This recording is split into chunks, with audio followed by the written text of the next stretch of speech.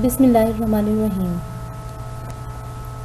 I'm Dr. Saira Shabir. We are here for the third lecture on biomolecules, about the origin and nature of biomolecules. In today's class, we are going to discuss the origin of biomolecules and the different theories about their origin, their history, and also their properties and their function of these biomolecules. Okay. However, it is better to revise few basic definitions like biochemistry. Basically, biochemistry is the study of things such as structure and physical properties of biological molecules. They may include protein, carbohydrates, lipids, or nucleic acid, which are called as biomolecules. And not only biomolecules, but biochemistry also includes the study of mechanism of action of enzyme, the chemical regulation of metabolism, even the chemistry of nutrition, molecular basis of genetics, also the chemistry of vitamins, energy utilization in the cell, and also immune responses. Biochemistry is basically a very wide field. On the other hand, there is another term used which we call cellular pool. Basically, it is defined as the sum total of different types of biomolecules or compounds or ions present in a cell. We call Okay, when we talk about the origin of universe or life, what we say that there are many theories about how this universe or earth came into existence. The best theory about the origin of universe is what we call as Big Bang. It tells that the universe began as an incredibly hot, dense point, roughly almost 13.7 billion years ago. This theory was basically born of two observations. One thing is that scientists say that our Earth, or you can say that other galaxies are moving away from our own galaxy at a great speed in all directions. It just looked like that it had been propelled by an ancient explosive force. And the second evidence was that the scientists couldn't trace anything older than 13.7 billion years ago. So they think that this is how its age. We can say that universe is 13.7 billion years ago old. The Big Bang theory was actually not an explosion in space, as the theory name might suggest. Instead, it was the appearance of space everywhere in the universe. Scientists think that according to Big Bang theory, the universe was born as a very hot, very dense point, and it underwent an incredible growth. During this burst of expansion, we call this birth of expansion as a inflation. Basically inflammation क्या है कि इसमें universe जो है वो expand करना शुरू हुई थी. एक almost it expanded or doubled in size at least almost 90 times. With expansion it became cooler and matter formed. Then almost 9 billion years ago, you can say that 9 billion years after the Big Bang, our solar system came into existence. When we talk about the origin of life coming from the universe, when we talk about origin of life, what we say that first cells are believed to come into existence by the aggregation of molecules. Existing molecules, they aggregated and they then became longer molecules, and hence it led to the formation, origin of life. Okay, with the time, level of oxygen rose and first oxygen utilizing or photosynthesizing species came into existence. And it is said that the first eukaryotes can be seen in the fossil record about 1.5 billion years ago. And then we say that all organisms other than bacteria, they are their descendants. Okay, there are many theories about the origin of life or biomolecules. Basically, one of them is RNA word theory. RNA के बारे में कहा जाता है that इसका origin जो है वो सेल से पहले था, and it subsequently जो है ना RNA it became packed within a membrane. The second theory about origin of biomolecule is O'Brien-Haldane theory. Basically इसमें क्या है कि ये biomolecule के origin के बारे में बताती हैं कि how biomolecules came into existence from non-living matter through a process of chemical evolution. Inorganic catalysts, basically they must have been used for reactions to take place. This is what they call chemical evolution, using different substances and generating different products over the course of billions of years.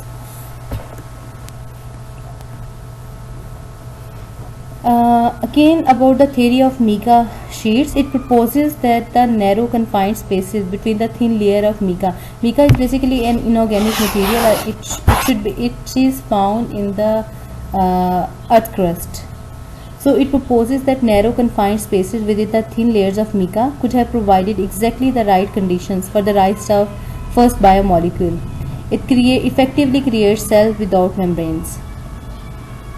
Another theory published in 2009 by a group of Japanese scientists, they claims that the biomolecules have originated by the ocean impacts. Basically, scientists designed experiments to see the velocity impact. When we talk about impact means that there is a forced contact of two things together. So the velocity impact of forced contact of solid carbon, nickel, water, and nitrogen. After the impact, what they did that they recovered numerous organic molecules, including fatty acids, amines, or amino acids. This suggests that organic molecules on the early Earth or primordial Earth may have arisen from such impact of meteorite. You know about meteorite, इसको हम उर्दू में शहाब भी कहते हैं. Basically ये वो solid होता है जो स्पेस से ज़मीन पे गिरते हैं.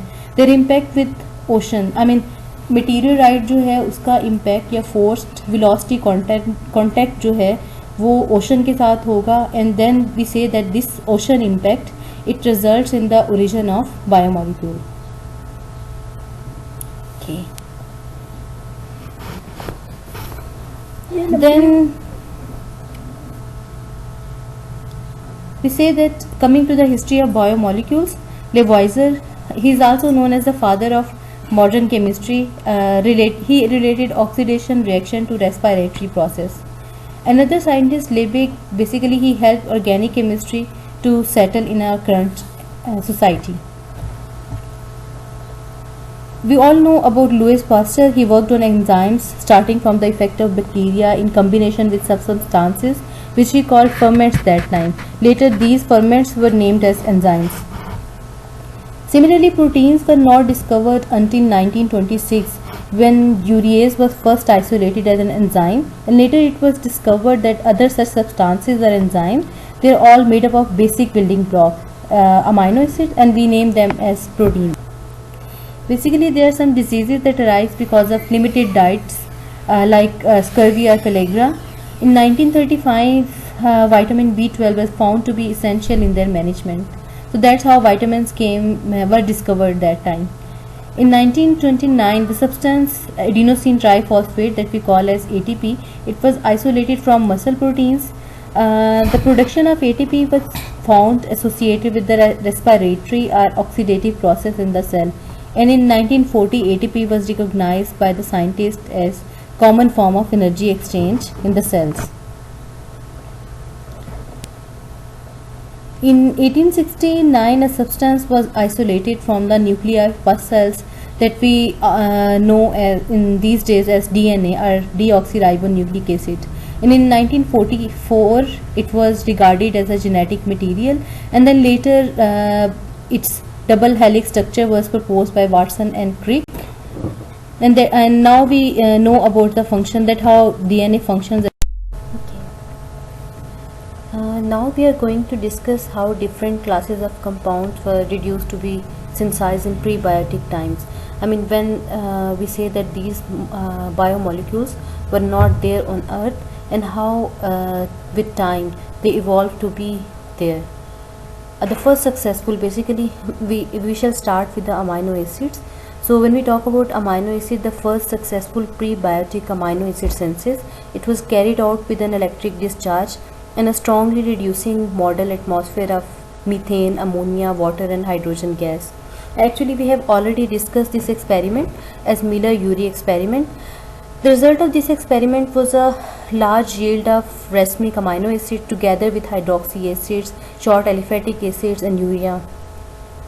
One surprising result of this experiment was the product were not random mixture of organic compounds, but rather a relatively small number of compounds, and they were believed to be, with few exceptions, the compounds were of biological significance. Means most of the organic compounds formed after this experiment, they were very important, like there were some few known amino acids, and so we say that it was demonstrated that amino acids were not formed directly in the electric discharge, but they were the outcome of a Strecker-like synthesis. You may know about the Strecker synthesis. We shall study this one later in the slide. This synthesis, it involved aqueous phase reaction of reactive intermediates. Basically, both amino and hydroxy acids can be synthesized at high dilutions of HCN and aldehyde in a stimulated primitive ocean. So we believe that HCN was present in ocean, and also aldehydes were present in the primitive ocean. So HCN and aldehyde, they reacted together in the primitive ocean environment, and that time amino acid came into existence. The reaction rates basically depend on temperature, pH, HCN, or you can say that their reactant concentration.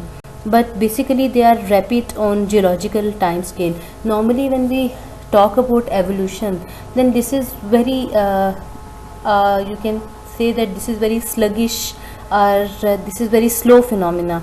But these changes, I mean the amino acid synthesis, even when Miller-Urey experiment was done, the results were very promising, and they were very fast. So it was suggested that geologically the time scale was very fast. And even if we talk about the amino acid that were present on a meteorite surface, it almost took almost 104 years for this kind of reaction to take place. Okay, then these results, what we infer from these results is that the prebiotic environment was reducing, and because we used reducing conditions in Miller-Urey experiment, and the synthesis of building blocks of life was efficient and didn't constitute the limiting step in the emergence of life. Means the reactions were fast and they were not sluggish. So the amino acid synthesis was really facile when we compare it with the other biomolecules. Coming to the Strecker synthesis of amino acids. So if you watch closely at the bottom of the slide, then the carbonyl compound, it reacts with hydrogen cyanide, and then later it reacts with ammonia to form an amino acid. So from this equation you can also see that the Strecker synthesis of amino acid requires the presence of ammonia as well as hydrogen cyanide. So in that ancient times, you can say the prebiotic environment, it had ammonia, but how can we be certain about that, as gaseous ammonia is rapidly decomposed by ultraviolet light. During early ancient times, the absence of significant ozone layer, it would have limited ammonia's concentration.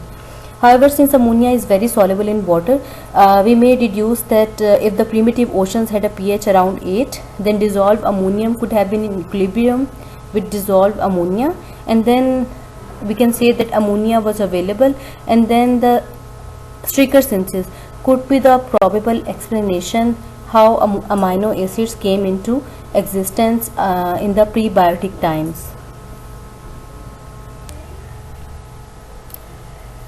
So actually we can't be certain, that it is very unlikely that all the modern amino acids present today, they were present in primitive environment too. मतलब कि जितने भी amino acids जो हैं वो अभी हम मौजूद हैं, जिनको हम बहुत ज़्यादा इसेंशियल समझते हैं ऑर्गेनिक कह रहे हैं लिविंग ऑर्गेनिजम्स के लिए, it is still unknown that they were still there in the primitive environment or not. So acrolein is one compound, you can say that if you see in the image below, acrolein can be synthesized from the reaction of acetaldehyde and formaldehyde. So this compound it can be transformed into different amino acids upon reaction with different plausible prebiotic compounds. These compounds like ammonia, ammonium cyanide कह लें, या जो है वो hydrogen sulphide कह लें, water, ये जो है वो प्रीबायोटिक एनवायरनमेंट में ये वहाँ पर मौजूद थे. So these basic compounds when reacted with acrolein they can generate glutamic acid और मेथियोनीन और होमोसिस्टीन और होमोसीरीन.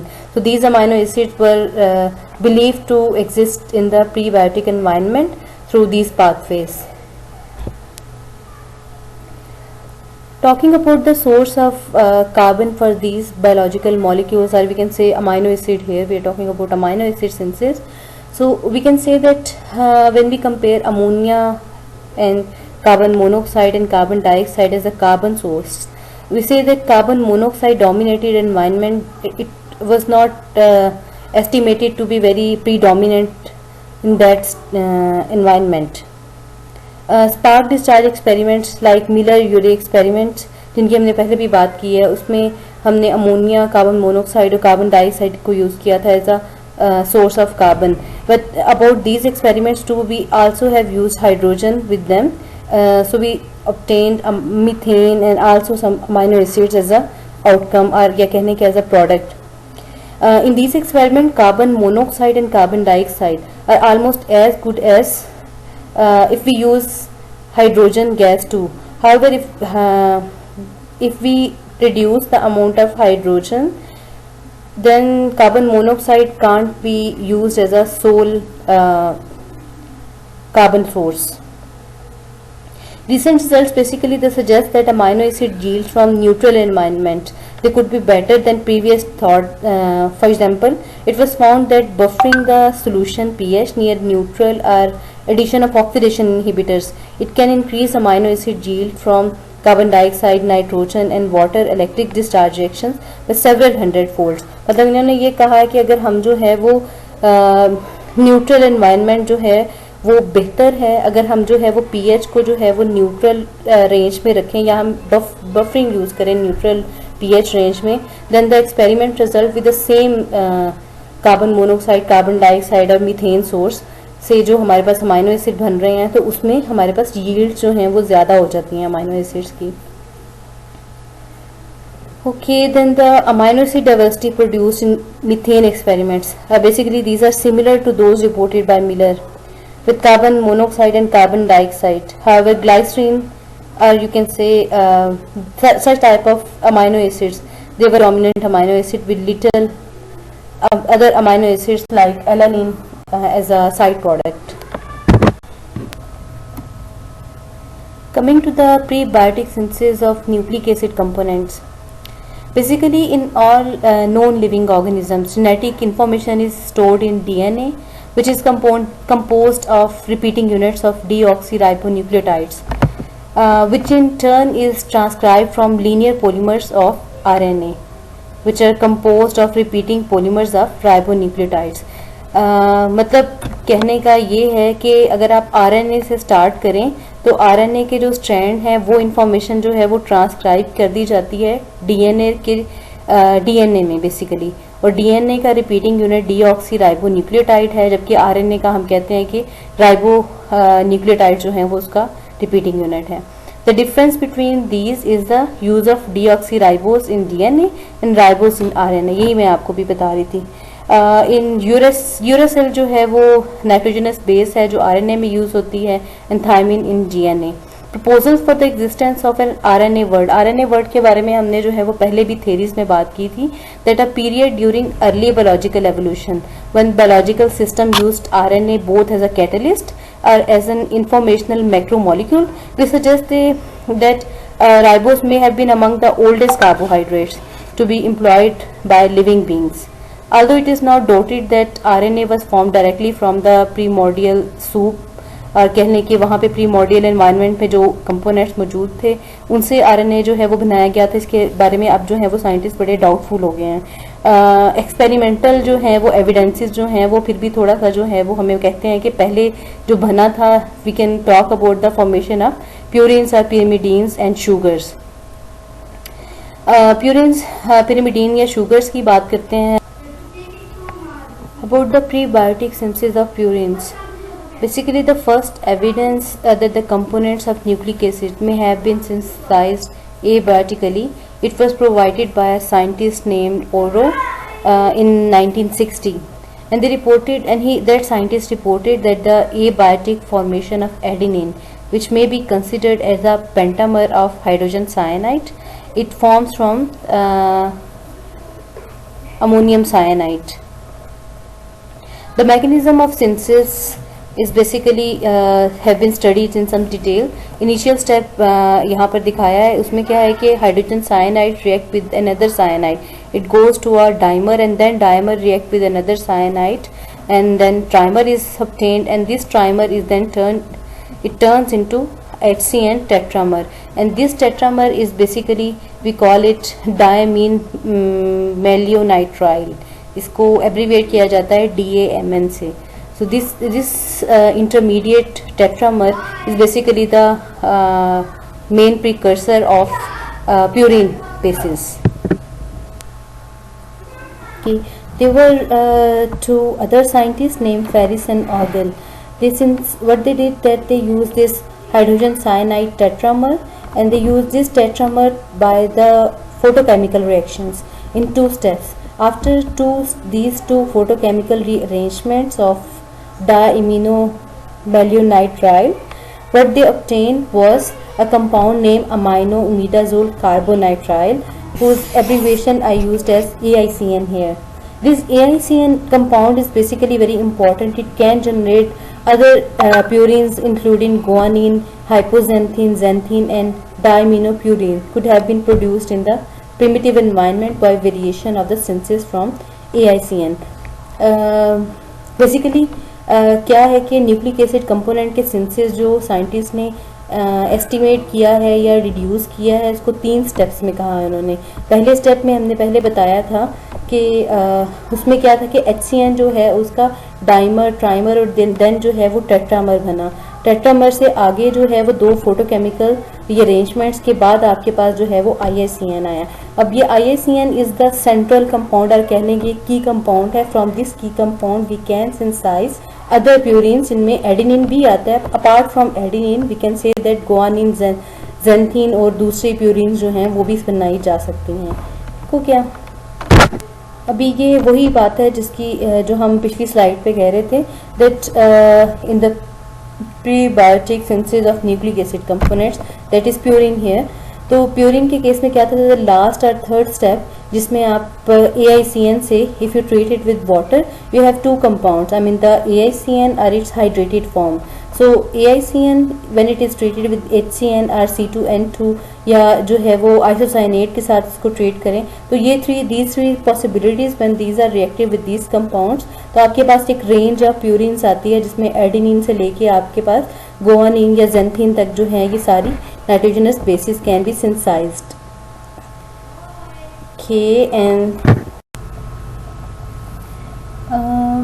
talking about pyrimidines, basically the main you can say the precursor that was produced, it was cyanoacetaldehyde. Cyanoacetaldehyde, it is in turn produced from the cyanoacetylene. I mean cyanoacetylene is a very basic compound. You can see structure later on the next slide. Cyanoacetylene basically it is on hydrolysis produces cyanoacetaldehyde. So this cyanoacetaldehyde is the main precursor of pyrimidines. Okay, then what we can see that this cyanoacetaldehyde can react with urea and it produces cytosine. If you react cyanoacetylene with urea, then there is no detectable level of cytosine. However, when same non-volatile compounds are concentrated by evaporation in laboratory conditions, I mean the same conditions like in the primitive pools on drying beaches of early Earth, large yields of cytosine were obtained. So these results suggest that a fissile mechanism for the formulation of pyrimidines in the prebiotic environment. 2 चीज़ों की बात की है ना मैंने अभी कि आपके पास 2 compounds हैं. There could be 2 precursors. It could be cyanoacetylene. On the other hand, it could be cyanoacetaldehyde. From cyanoacetylene, if it reacts directly with urea, there won't be any detectable levels of cytosine. जबकि अगर आप बात करते हैं कि आप इसी को जो है वो नॉन वोलेटाइल कंपाउंड्स को अगर आप लेबॉर्ट्री कंडीशन जो कि प्रिमिटिव पूल टाइप कंडीशंस आप अर्ली अर्थ की देते हैं, then you can get the cytosine in almost 50% yields. तो दीज रिजल्ट्स इससे क्या आप सजेस्ट कर सकते हैं that the primitive were easily are fissile, their synthesis was readily fissile in the prebiotic environment. If you go in the next slide, यही जो मैंने पहले बात की है, the same thing is here that you have this cyanoacetylene as a precursor, दो pathways हैं आपके पास. अगर आप जो है वो इसका हाइड्रोलिसिस करते हैं, हाइड्रोलिसिस के बाद देन आपके पास एक इंटरमीडिएट आया है. दिस इंटरमीडिएट जिसको हमने जो है वो when it reacts with urea, after reacting with urea आपके पास एक इंटरमीडिएट आता है. That intermediate then it can be transform into cytosine और यूरासिल. जबकि दूसरे पाथवे से भी अगर आप जो है वो इसको आइसोसाइलेट से रिएक्ट करते हैं then you can go the other way around and the same cytosine and uracil can be obtained. But first hydrolysis and hydrolysis के बाद जो है वो यूरिया के साथ रिएक्ट करना, इससे साइटोसिन की जो you can say the its yield is better. Next comes the prebiotic synthesis of carbohydrates. Most of the biological sugars they have empirical formula CH2O and it could be a multiple of N. And these carbohydrates, the first significant work was done by Butterworth in 1861, and the name this work is known by the name as Formose reaction. Basically, this reaction shows that a diverse mixture of sugars of biological relevance they could be formed by the reaction of formaldehyde under basic conditions. However, Butterworth synthesis is very complex and it is not completely understood. And when we talk about Butterworth synthesis, we say that it depends on the presence of suitable inorganic catalyst with calcium hydroxide. It could be calcium hydroxide, it could be calcium carbonate being the most completely investigated, and in that pre-modern environment calcium carbonate or calcium hydroxide were easily available. So in the absence of basic catalyst, little or no sugar is formed. So basic catalysts are the main component of these are primarily you can say these are very important to catalyze the reaction. Some clays that were present at that times like kaolin served to catalyze the formation of sugars including ribose in small yields from dilute solution of formaldehyde.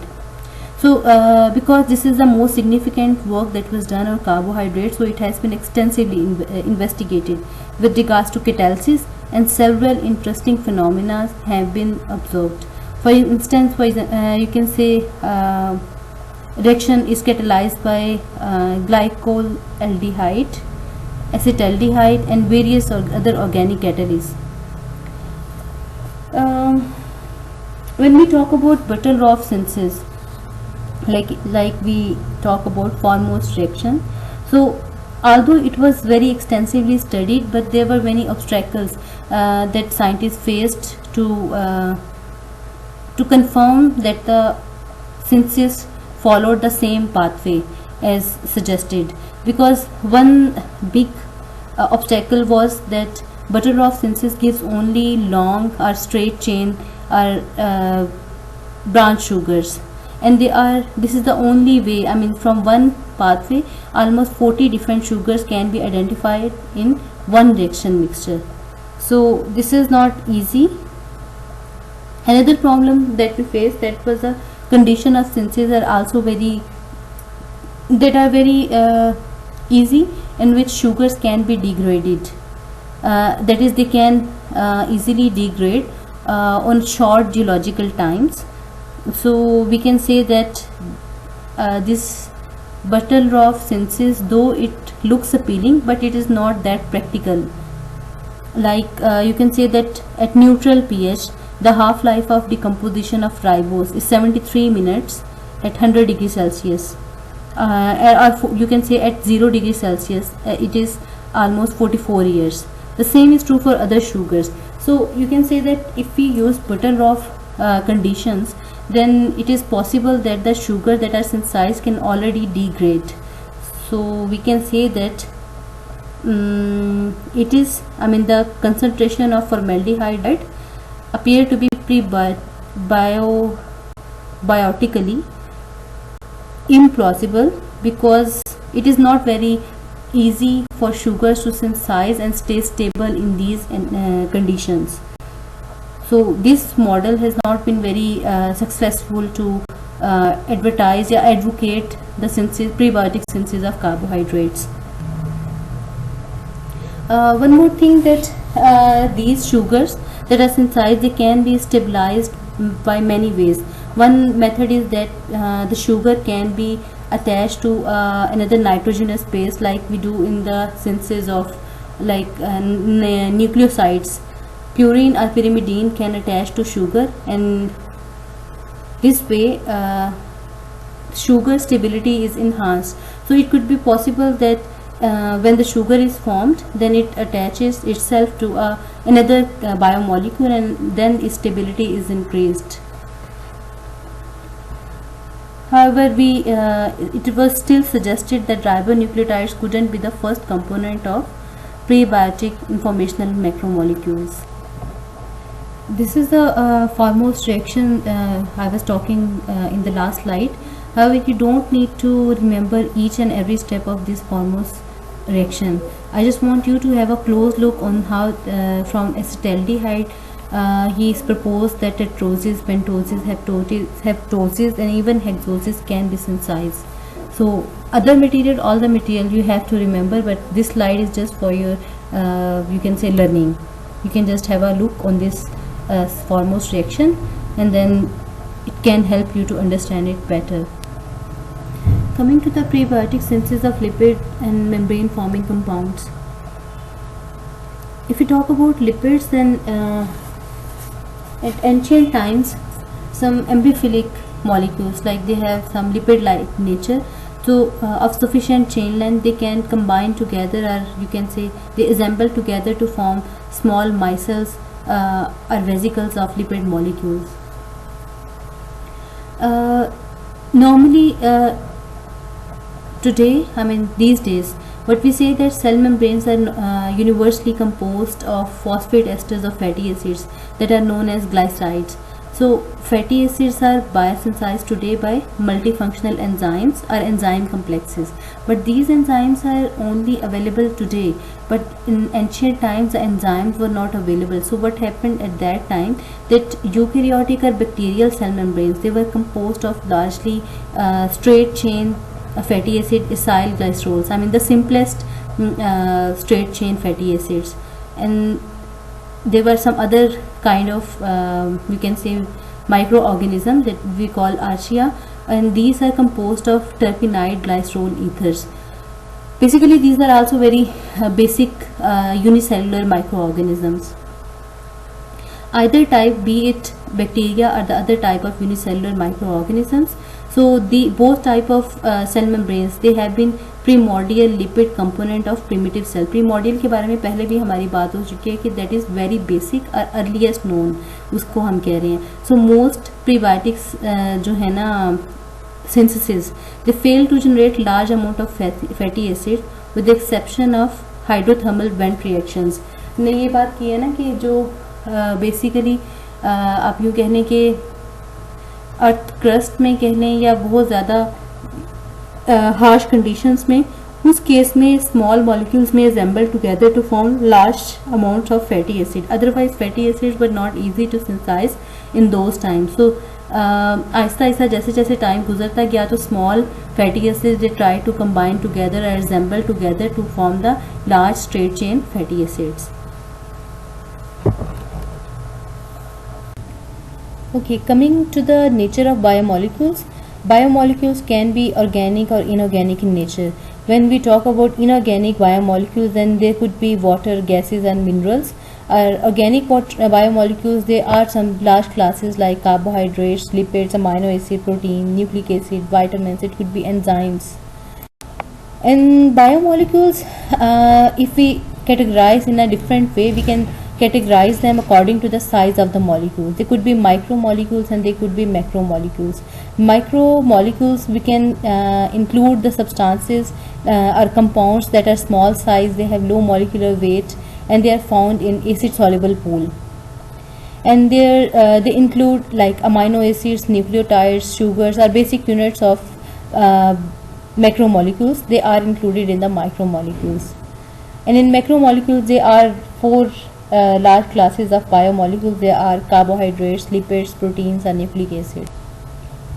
When we talk about the properties of biomolecules, then mostly if you see that they are inorganic biomolecules, but they are very limited amount. You can say that they are not that much in. However, biomolecules are mostly organic in nature. When we talk about organic in nature, and the main component of organic molecules is carbon, and the carbon, if they have four, you can say that bonds, it should have tetrahedral arrangement, and they could be branched, linear or cyclic, or even some aromatic compounds could be there. And there are also other heteroatom present in these biomolecules. They could be nitrogen, phosphorus or sulfur. About 30 elements are required by biological systems, and some are needed in large and some are needed in trace amounts. Basically, these biomolecules contain functional groups, and these functional groups could be the same in some certain class of compound, or they could be polyfunctional too. Just like when we talk about amino acid, they have carboxyl group or amino group. And similarly, in fatty acids, we talk about that they are a long chain of carboxylic acids. And biomolecules, normally they have high molecular weights, and their sizes are large, and if their sizes are large, they occupy a large of space, and they are three-dimensional compounds. And this shape is very precise, as you can say that this shape is very necessary for their proper action. Just like you know about enzyme, that if their shape is denatured, then they can't function, the regular function can't be performed. And in some molecules, you know, the carbon, when it is connected to 4 different atoms, we say that it is asymmetric carbon, and asymmetric carbon is called chiral carbon. And in a particular biomolecule, you can say that mostly there are many stereogenic centers, and the stereochemistry of a particular biomolecule is specific. It is necessary for which is very important for its proper function. If the stereochemistry is not maintained, then biomolecule can't carry out its proper function. Okay, talking about the function of biomolecules, these biomolecules like carbohydrates, they are used for energy, sport or recognition. In case of lipids, we know that cell membrane is made up of lipids, and cell membrane, apart from cell membrane, they can be used for energy storage, signaling and cellular metabolism. In case of proteins, enzymes are all proteins, and proteins are needed for the structural management, also recognition, transport. Pigments are also proteins, and signaling is done by proteins. Nucleic acid, you all know that nucleic acids are very important with respect to the hereditary or protein information, and also signaling is done using nucleic acids. These are some reference books, or you can say these are few links. I won't suggest that you just cram all the material written on these links, but just go through these links and read them for a better understanding. And there are few assignments that I want you to do, that is learn an example each of the 4 classes of biomolecules with their function. And the biomolecules, like 4 classes of biomolecules are there, and please arrange them in ascending order of their abundance of worth. And I want you to do these kind of activities as a homework, and kindly please judge how the Urey-Miller experiment, Oper and Haldane theory are related. And please search for the beriberi, scurvy and pellagra diseases, and why these are affected by the riboflavin or vitamin B12 deficiency.